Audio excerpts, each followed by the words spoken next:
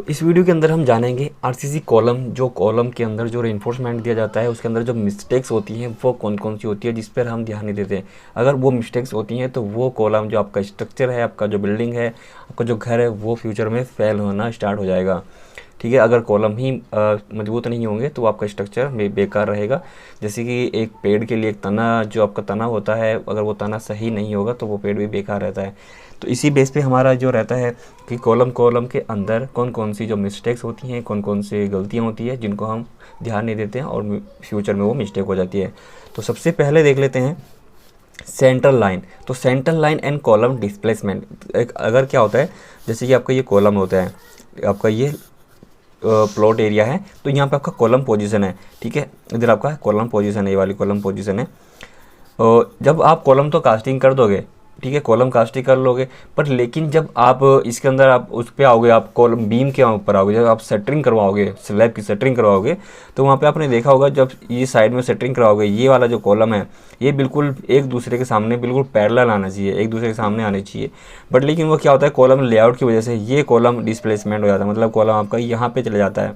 ठीक है, तो ये जब आपकी जो ग्रिड लाइन होता है हॉरिजॉन्टल एंड वर्टिकल, जब आपका जो वर्टिकल होती है हॉरिजॉन्टल, तो जो ग्रिड लाइन होती है, अगर ग्रिड लाइन से आप सेंटर लाइन से आपने अच्छे से कॉलम की मार्किंग नहीं की है, तो कॉलम की मार्किंग नहीं है कि सबसे पहले तो आपकी हर जगह मिस्टेक आएगी। सबसे पहले तो जो लेआउट करते हो आप नीचे फुटिंग पे ही, नीचे आप एक्सकवेशन करते हो, पीसीसी करते हो, वहाँ पर लेआउट मार्किंग करना होता है। तो अगर आपने वहाँ पर लेआउट मार्किंग अच्छे से की है तो आपका कॉलम पोजीशन सही आएगी। ठीक है, कॉलम मार्किंग करने के बाद भी लोग क्या करते हैं कि कॉलम को जब वहाँ पे प्लेसिंग करते हैं तो वो भी घुमा देते हैं, मतलब इस तरह से, अगर ये कॉलम इस तरह से है तो इस तरह को घुमा देते हैं। ठीक है, तो ये वाला मिस्टेक हो जाता है। दूसरा हमारा मिस्टेक ये हो जाती है कि जो कॉलम की मार्किंग है इस पोजीशन पे नहीं आती है तो थोड़ा इधर सर जाता है, मतलब 1-2 इंची सर जाता है, तो ये थोड़ा मिस्टेक रहता है। वहाँ पे हमें इसको फॉलो करना, मतलब इसको चेक करना होता है टाइम टू टाइम, तब तक प्लिंथ लेवल पे हम नहीं आ जाते हैं। प्लिंथ लेवल पर आने के बाद तो वहाँ पे भी हम मिस्टेक कर देते हैं। उस पर क्या होता है कि कवर ब्लॉक नहीं प्रोवाइड करते हैं, कॉलम की जो इस पर कवर ब्लॉक, जैसे कि आपका ये कॉलम पोजीशन है, यहाँ पे आपका ये रेनफोर्समेंट है, तो प्रॉपर्ली से चारों तरफ प्रॉपर्ली से कवर ब्लॉक होने चाहिए प्लिंथ बीम के आने के बाद भी। ठीक है, कॉलम कास्टिंग करने के बाद भी कवर ब्लॉक प्रॉपर्ली से होने चाहिए। दूसरा हमारे पास ये रहता है कि कॉलम प्रॉपर होने के बाद जो उसमें रेनफोर्समेंट दिया जाता है, ये वाला जो रेनफोर्समेंट दिया जाता है, ठीक है, ये वाला रेनफोर्समेंट, इनकी जब पोजीशन है प्रॉपर नहीं हो पाती है। पता चला है कि ये पोजीशन हमारा जो सरिया यहाँ पे आगे बिल्कुल पास में, ये इतनी दूर हो गया, ये इतनी दूर हो गया है, तो ये किस कारण उससे होता है, ये जब प्लिंथ बीम का जो प्लिंथ बीम आपने डाली, यहाँ पे प्लिंथ बीम, यहाँ पे आपका कॉलम है, तो प्लिंथ बीम रेनफोर्समेंट डालने के बाद उसके बाद आपको कॉलम के ऊपर मास्टर रिंग किसको बोला जाता है, जैसे आपका ये कॉलम है, एक आपने यहाँ पे डाला, ये कॉलम अपने रिंग्स कंप्लीट हो गया, एक मास्टरिंग आपको यहाँ पे रहता है ताकि जो रेनफोर्समेंट है ये हवा में ना झूले, मतलब इधर उधर ना जाए, गिरे ना, लंबा सरिया को, लंबा ओवरलैप के लिए इसको छोड़ देते हैं सरिया को। ठीक है, तो ये मास्टरिंग प्रोवाइड कर दिया जाता है। यही मास्टरिंग हमें क्या करना होता है, प्लिंथ बीम, जैसे प्लिंथ बीम आपने ये प्लिंथ बीम डाली, प्लिंथ बीम, और ये आपका कॉलम गया हुआ है, तो इस प्लिंथ बीम के टॉप पर ही ये आपका मास्टरिंग प्रोवाइड कर देना चाहिए और यहाँ पे प्रॉपर्ली से बाइंड कर देना चाहिए रेनफोर्समेंट को। उससे क्या होगा कि आपके जो रेनफोर्समेंट है प्रॉपर्ली से पोजीशन में आ जाएगा और फ्यूचर में आपका लेआउट में भी मिस्टेक नहीं आएगी, प्लस आपका जो लेआउट है प्रॉपर्ली से कर पाएंगे और आपका जो कॉलम पोजीशन है प्रॉपर्ली से रहेगी। आपका जो लेआउट मार्किंग करेंगे तो प्रॉपर्ली से यहाँ पे चारों तरफ कवर ब्लॉक आपको मिल जाएगा। ठीक है, तो ये मिस्टेक्स रहती है, तो उनको भी आपको देखना होता है कि कहाँ पर क्या करना है।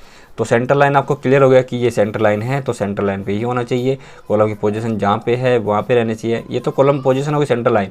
उसके बाद ये वाली जो सेंटर लाइन आएगी इस पे भी हमें ध्यान देना है कि पता चला है कि सेंटर लाइन हमारे यहाँ पर है और हमारा कॉलम आ गया है थोड़ा इधर, तो इससे क्या होगा कि जब हम ये वाली जो बीम की जो अलाइनमेंट करेंगे, ये बीम की जो सेटरिंग करेंगे, तो ये कॉलम आपका इधर चले जाएगा, ये कॉलम हमारा इधर, तो ये भी मिस्टेक हो जाता है। ठीक है, इसको भी अपने ध्यान में देखना होता है।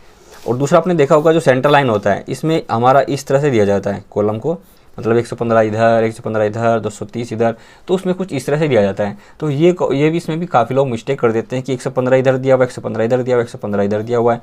तो ग्रिड लाइन के अंदर काफ़ी लोग क्या करते हैं कि इसको 115 को थोड़ा इधर कर देते हैं, मतलब ये कॉलम पोजीशन को इधर करा देते हैं, मतलब चेंज कर देते हैं, क्योंकि ध्यान नहीं रहता है उनको। तो ये भी आपको ध्यान देना होता है वहाँ पर।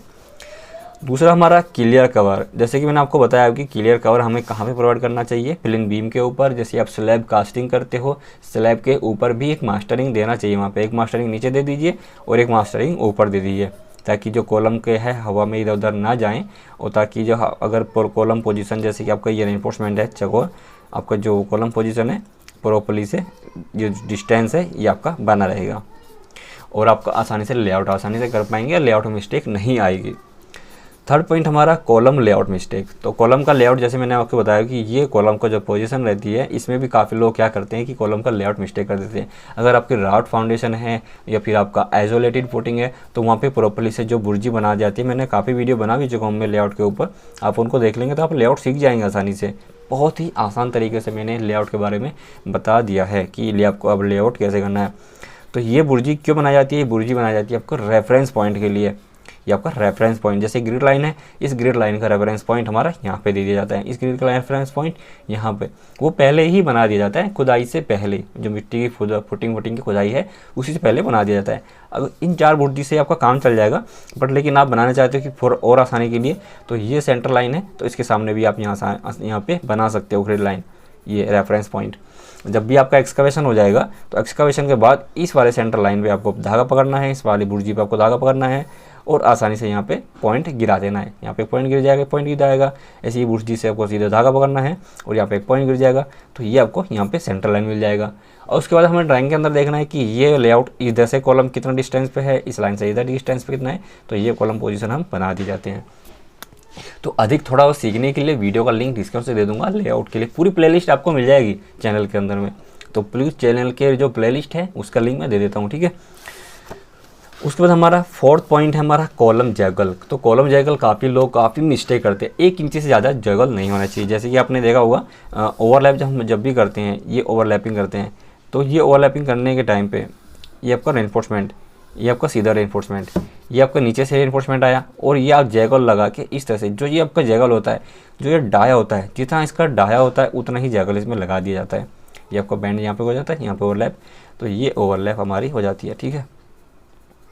तो ये कम से कम 50 × D कंप्रेशन मेंबर के लिए कितना रहता है, 40 × D रहता है। और सेफ स्ट्रक्चर कम से कम जो आपका सेफ स्ट्रक्चर रहता है, स्टैंडर्ड जो रहता है 15 × D रहता है, ठीक है। उसके बाद हमारा आगे देख लेते हैं 5th पॉइंट हनीकॉम। तो जैगल की मैं बता देता हूँ आपको, जैगल कहाँ पे लगाते हो, जैसे प्लेन बीम है, ऊपर स्लैब के ऊपर है तो कॉलम पोजीशन वहाँ पे नहीं आती है, तो कॉलम आपको जैगल लगाने की ज़रूरत ही नहीं पड़ेगी अगर आप प्लेन बीम के ऊपर कॉलम में जो मास्टरिंग है वो प्रॉपर्ली से प्रोवाइड कर देंगे, ठीक है। ये आपका जो मास्टरिंग है ये प्रॉपर प्रोवाइड कर देंगे, बिल्कुल प्लेन बीम के जो रेनफोर्समेंट है उसके ऊपर ही। ऐसे ही आपको स्लैब के ऊपर करना है और ऐसे ही आपको कॉलम पोजीशन बनाना है लेआउट के अंदर, अगर आप लेआउट प्रॉपर्ली से किया है वो। और थर्ड पॉइंट आपका कवर ब्लॉक, आपका जो इसको बोलते हैं आपको नॉमिनल कवर, ठीक है। ये आपका नॉमिनल कवर किससे रहा जाता है, आपका जो रिंग्स प्रोवाइड करते हैं, जो आपका लेटर टाइज प्रोवाइड करते हैं उससे इसको नॉमिनल कवर बोला जाता है। क्लियर कवर किससे होता है आपका, जो आपका ये रेनफोर्समेंट होता है, रेनफोर्समेंट का जो होता है इससे क्लियर और कंक्रीट का कवर इससे लिया जाता है, ठीक है। अगर ये 40 mm है नॉमिनल कवर, तो क्लियर कवर कितना हो जाएगा, 8 mm का और हो जाता है, रिंग 8 mm का है तो ये 48 mm का क्लियर कवर हो जाएगा, ठीक है। क्लियर कवर कितना होगा 48 mm और नॉमिनल कवर 40 mm। और इफेक्टिव डेप्थ होता है आपके बीम के अंदर। तो बीम है, जैसे कि बीम है तो इफेक्टिव डेप्थ हमारा ये वाला हमारा इसके जो बार होता है इसके सेंटर से ले जाता है, ये आपका इफेक्टिव डेप्थ, ठीक है। ये आपका डी से डिनोट करते हैं इसको, स्मॉल डी। और ये आपका ओवरऑल डेप्थ, ये कैपिटल डी से, ठीक है। उसके बाद हमारा हो जाता है छठा पॉइंट रेनफोर्समेंट वेल्डिंग। काफ़ी लोग क्या करते हैं कि जो रेनफोर्समेंट ओवरलैपिंग देने के लिए वेल्डिंग कर देते हैं और उसमें वेल्डिंग भी करते हैं तो ठीक है, बट लेकिन वो आपका 32 mm से जो नीचे का जो सरिया रहता है उसमें वेल्डिंग प्रोवाइड नहीं करना चाहिए। आपका 25 mm तक ओवरलैपिंग प्रोवाइड करना चाहिए। अगर वहाँ पे ओवरलैपिंग प्रोवाइड नहीं है तो वहाँ पे कपलिंग कर सकते हैं। जैसे कि आपने ये रेनफोर्समेंट है, जैसे कि 20 mm है, 25 mm है, वहाँ पे आप उसमें जगह नहीं लगा पा रहे हैं तो इसमें क्या रहता है कि कपलिंग का प्रयोग किया जाता है, ठीक है। इसमें आपको चूड़ी बना दी जाती है, इसमें चूड़ी बना दी जाती है, ये प्रॉपर्ली से। इसमें फिर क्या रहता है, कंक्रीट के अंदर जो ये बॉन्ड है, जो इसमें जो लोड आ रहा है, एक्साइल लोड आ रहा है स्टील के ऊपर, तो वो क्या होता है प्रॉपर्ली से इस स्टील के ऊपर ट्रांसफ़र हो जाता है, ठीक है। तो रेनफोर्समेंट हमें 32 mm है तो उसमें वेल्डिंग हम कर सकते हैं। अगर 25 है और आपका 10 mm से लेकर 25 mm तक हमें क्या करना चाहिए, ओवरलैपिंग करवाना चाहिए। ओवरलैपिंग हमारा कम से कम 15 रहता है स्टैंडर्ड, और नॉमिनल हमारा 14D 40D से कम लेना चाहिए, 40D से हमें कम नहीं लेना चाहिए। 8वां पॉइंट है लूज कॉलम लिंक्स या फिर लेटर टाइज। इसमें क्या रहता है कि आपके जो कॉलम रहते हैं, आपके जो से कॉलम है, तो आपने रिंग इस तरह से प्रोवाइड किया, एक इधर से रिंग प्रोवाइड किया, और आपने जैसे कि ये एक हुक इधर से प्रोवाइड कर दिया, तो ये क्या रहता है कि जो रिंग्स रहते हैं, ये हुक रहते हैं, प्रॉपर्ली से लूज रहते हैं। इसकी वजह से भी कॉलम में क्या होता है, मिस्टेक आ जाती है और कॉलम प्रॉपर्ली से बैंड नहीं हो पाता है। ठीक है, तो लूज कॉलम रिंग्स हमारे जो कॉलम के अंदर है वो नहीं रहने चाहिए। अगर लूज कॉलम रिंग्स रहेंगे, जो भी हमारा कॉलम के ऊपर जैसे आपके लूज कॉलम इस तरह से आपने रिंग प्रोवाइड करी, ये रिंग आपने प्रोवाइड करी इस तरह से, आपके ऊपर कॉलम के ऊपर जैसे कॉलम है, तो कॉलम के ऊपर जो लोड आएगा, तो लोड आने से रिंग हम प्रोवाइड करते हैं ताकि जो रिंग से आपका जो मेन बार है वो प्रॉपर्ली से कॉलम पोजीशन में रहे। ठीक है, और दूसरा लोड है प्रॉपर्ली से जो इसको बाइंड करके रखे आपके रेनफोर्समेंट को, और लोड आने पर ये डिफेक्ट ना हो। ठीक है, लोड आने पर क्या रहेगा, जो रेनफोर्समेंट आपका जो कॉलम है, कॉलम के अंदर बकलिंग ना हो, मतलब आपका ये कॉलम है इस तरह से ना फैले, इस तरह से आपका कॉलम फैल ना हो। तो कॉलम पोजीशन में रिंग्स प्रॉपर्ली से अच्छे से बाइंडिंग होनी चाहिए और लूज नहीं रहने चाहिए। और हमारा 9 पॉइंट है हमारा कॉलम इन प्लम्ब। दूसरा पॉइंट ये रहता है कि जैसे कॉलम जो कॉलम होता है, तो कॉलम प्रॉपर्ली से जैसे कॉलम होता है, तो कॉलम पोजीशन में क्या करता है कि आपको जैसे कि डिपेंड करता है कि क्रॉस सेक्शनल एरिया पे, और इसका जो प्लम्ब किया जाता है, इसका जो प्लम्ब है इस तरह से जो चेक करते हैं प्लम्ब, तो ये प्लम्ब जो है होता है इसका प्रॉपर्ली से चेक करना चाहिए, इसका जो डिस्टेंस है प्रॉपर्ली से हॉरिजॉन्टल प्रॉपर्टी वर्टिकल है या नहीं है। अगर ये प्रॉपर्टी का वर्टिकल में नहीं रहेगा तो इसकी वजह से क्या रहेगा, आपका जो कॉलम है प्रॉपर्ली से थोड़ा इसे इंक्लाइंड होगा, तो फिर वो क्या रहेगा, स्लैब के आने पर, स्लैब के ऊपर आने पर वहाँ पे थोड़ा तिरछा हो जाएगा, इंक्लाइंड हो जाएगा, उसकी वजह से कॉलम पोजीशन प्रॉपर नहीं आ पाएगी। और फिर जब बीम आप लेआउट करेंगे इस तरह से बीम का, इस तरह से जब बीम करेंगे तो कॉलम हमारा बाहर चला जाएगा, इस तरह से बाहर चला जा मतलब बाहर चला जाएगा या फिर अंदर आ जाएगा, तो ये आपका मिस्टेक रहता है। वहाँ पे कॉलम फेल होने का वहाँ पे भी ज़्यादा चांस रहते हैं। तो कॉलम जब भी आप कास्टिंग करते हो उसी टाइम पे आपको इसको चेक करना है। लास्ट पॉइंट है हमारा कॉलम साइज़। उसके बाद हमें ये देखना रहता है कि आपका जैसे कि आपका ये प्लान है, आपके प्लान के अंदर जब कॉलम दिए जाते हैं तो कॉलम का जो साइज़ है, जो कॉलम का साइज़ है वो आपको देखना है, जैसे कि आपका 12x12 का है या फिर 9x12 का है या फिर आपका 9x15 का है, तो ये हमें प्रॉपर्ली से साइज़ देखने चाहिए कि ये साइज़ जहाँ पे कॉलम पोजीशन है वो प्रॉपर्ली से साइज़ में हमने जो लेआउट किया है वो सही है या नहीं है। ठीक है, उसके बाद हमारा पोजीशन, जैसे मैंने आपको बताया कि कॉलम पोजीशन हमारी प्रॉपर्ली से होनी चाहिए, जैसे कि इसका अलाइनमेंट है हॉरिजॉन्टल ग्रिड, ये ग्रिड पे प्रॉपर्ली से है या नहीं है। दूसरा हमारा रेनफोर्समेंट, हमें ड्राइंग के अंदर अगर आपके पास ड्राइंग है तो ड्राइंग में आपको मैच कर लेना चाहिए कि जो रेनफोर्समेंट का जो डाया है, जो सरिया का डाया है वो प्रॉपर्ली से है या नहीं है। जैसे कॉलम के अंदर है आपके पास आउटर डाया, जैसे कि ये डाया है, सपोज कीजिए ये 4 सरिया हमें 16 mm के दिए हैं और ये 2 सरिया हमें 12 mm के हैं, तो ये प्रॉपर्ली से डाया चेक कर लेना है कि प्रॉपर्ली से रेनफोर्समेंट का जो डाया है वो है या नहीं है। उसके बाद हमारे नंबर्स ऑफ बार कि इस सरिया के अंदर, इस कॉलम के अंदर कितने सरिया हैं, प्लस आपका ग्राउंड फ्लोर, जैसे आपका 4 फ्लोर का है, जैसे कि आपका ground floor, first floor and third floor, तो इसमें क्या रहता है कि ग्राउंड फ्लोर और फर्स्ट फ्लोर में जो लोड होता है वो ज़्यादा इफेक्ट करता है, इसीलिए इसका जो डाया है इसमें थोड़ा हैवी दिया जाता है। और थर्ड फ्लोर पे आने के बाद हम इसको डाया का जो रेनफोर्समेंट है वो चेंज कर सकते हैं। अगर इसमें 4/16 के हैं तो थर्ड फ्लोर पे आने के बाद 6 सरिया हम 12 mm के ले सकते हैं वहाँ पे। ठीक है, तो ये हमें चेक करना होता है। तो कुछ बेसिक्स पॉइंट है जो मैंने आपसे शेयर किए, तो इन मिस्टेक्स से बचेंगे तो आपका कॉलम पोजीशन प्रॉपर्ली से रहेगी। तो thanks for watching this video, मिलते हैं नेक्स्ट वीडियो में, बाय बाय।